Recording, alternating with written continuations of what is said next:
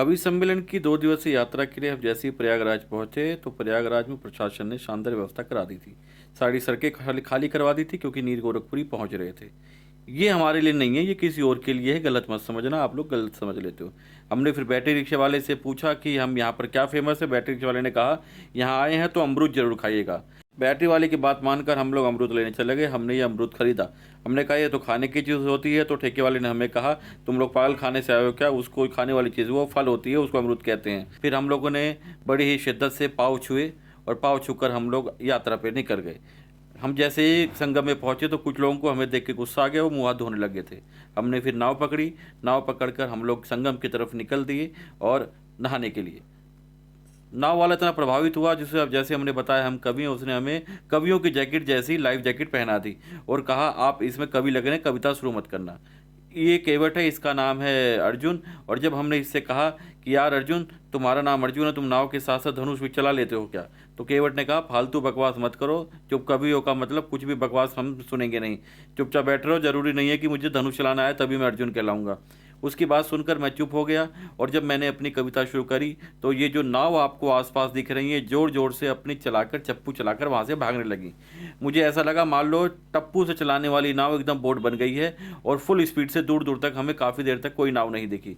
कविता का ऐसा प्रभाव देखकर मुझे लगा कि वाकई मेरी कविता में इतनी जान है कि मैंने नदी में जितनी नावें चल रही थी सबको साफ करवा दिया। फिर सबने मुझसे हाथ जोड़े कि भैया चुप हो जाइए और फिर मैं अपनी कविताएं बंद कर दी। फिर उसके बाद हम लोगों ने संगम पहुँचे, मैं संगम नहाया, वहाँ पे संगम में हमने डुबकी लगाई। हमने 2 3 5 नहीं, मैंने पूरी 7 डुबकियाँ लगाई और गंगा मैया से आशीर्वाद लिया, सूर्य को जल अर्पण किया और वहाँ से सूर्य देवता और गंगा मैया का आशीर्वाद लेकर हम लोग वापस होटल की तरफ चल दिए। वापसी में फिर हमने देखा वहाँ पे हमने कुछ पक्षियों को दाना भी डाला और वापस जब हमने कविता नहीं सुनाई तो धीरे धीरे लोग हमारे पास आना शुरू कर दिए। कुछ फ़ोटोज़ ली गई शानदार तरीके से, देखिए आपको मज़ा आएगा। हमने वापसी में आते टाइम बड़े हनुमान जी के दर्शन किए। पंडित को मैं जैसे ही बताया हम कवि हैं, वो अंगड़ाई लेकर कहने लगा यार आ गए फिर कविता भी तो सुनाएंगे। उनकी अंगड़ाई देखकर हमें लगा यार पंडित जी बोर हो रहे हैं, तो हम लोग वापस आ गए और फिर कवि सम्मेलन के लिए निकल गए। कवि सम्मेलन हम लोगों ने किया, लोगों को बड़ा आनंद आया। कुछ लोगों ने ठाके जोरदार तरीके से लगाए, काफ़ी लोग तो सीटियां भी बजाने लग गए थे।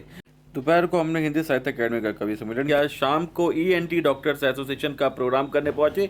डॉक्टरों की संख्या कम थी लेकिन जितने भी डॉक्टर थे उन सभी ने शानदार तरीके से पूरे लाफ्टर और कॉमेडी का आनंद लिया और जाते वक्त सभी ने शानदार तरीके से हमारी विदाई करी। क्योंकि मैं डांस का शौकीन हूँ, मैंने वहाँ कुछ लोगों से पूछा यहाँ बैली देखने को कहाँ मिलेगा, तो उन्होंने बैली के नाम पर हमें ये वाली बैली दिखाई।